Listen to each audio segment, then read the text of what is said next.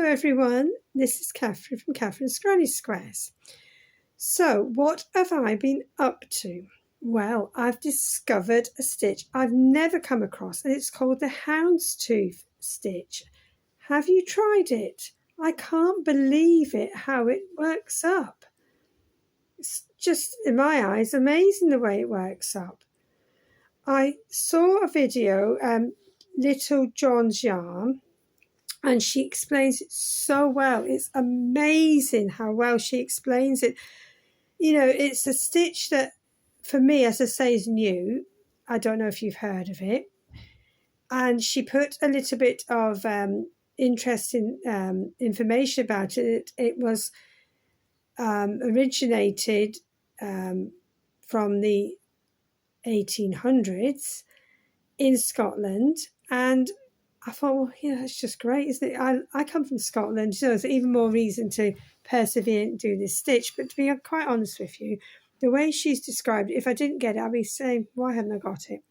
So what you do is you use a dark colour and a light colour. I wasn't sure on cotton, because what I wanted to do was do a little mug coaster or mug rug, whatever you want to call it. But when I did the first one as a tryout, it came out a bit like a bookmark, a bit too big. So I think that'll be a bookmark. So this one I'm going to have as a coaster because, I like the way this has turned out. I perhaps could make the next one maybe a bit smaller, but I don't want too small a coaster. I like a decent coaster to put my mug on. And I used cotton yarn. I just went into my stash. My husband was able to make a path so I could find a box of cotton yarn. Yay! It was exciting. So I'm using this Drops Paris Aran yarn. And I started, just a little tip, I did the, it's basic really, but, the first row, the chain row, I did with a 5mm crochet hook, and then I went down to a 4, so that stops it going all at an angle and getting very tight if you use the bigger hook for the chain and then go down the size. So what you do, Little John's Yarn, she explains it so well, you make an odd number of chains, and then you go into the second stitch with a double crochet. I'm talking UK terms. And then you do a treble and you continue that, and you get this marvelous stitch pattern. Look at it. And you always start with a double crochet and you always end with a treble. And you carry the yarn across. But catch her video. I'm going to put a link in the description box below, because seriously, she explains it to a T. So thank you for that. Explain it so well. It's brilliant.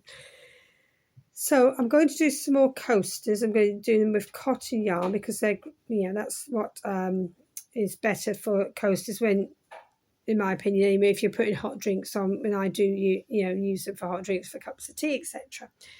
So that's what I discovered. The other thing, we went shopping and there was a Poundland, and I got myself some of this yarn from Poundland.